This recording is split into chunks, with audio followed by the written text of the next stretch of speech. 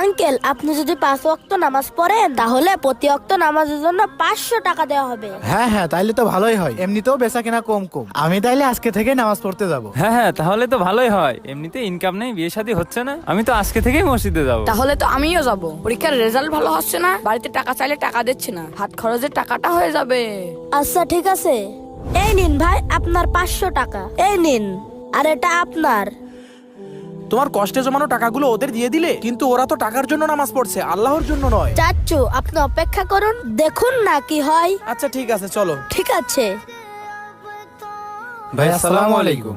ওয়ালাইকুম আসসালাম। আসসালাম। ভাই আপনারা? ভাই আমরা টাকা ফেরত দিতে এসেছি। কেন ভাই, আপনারা কি নামাজ পড়া ছেড়ে দিচ্ছেন নাকি? না ভাই, আসলে বিষয়টা তা নয়। আমি যেদিন থেকে নামাজ পড়া শুরু করেছি সেদিন থেকে আমার ব্যবসা অনেক উন্নতি। আর আমি নামাজ পড়া শুরু করার পর থেকে অনেক ভালো ভালো জায়গা থেকে আমার বিয়ে সম্বন্ধ আসছে।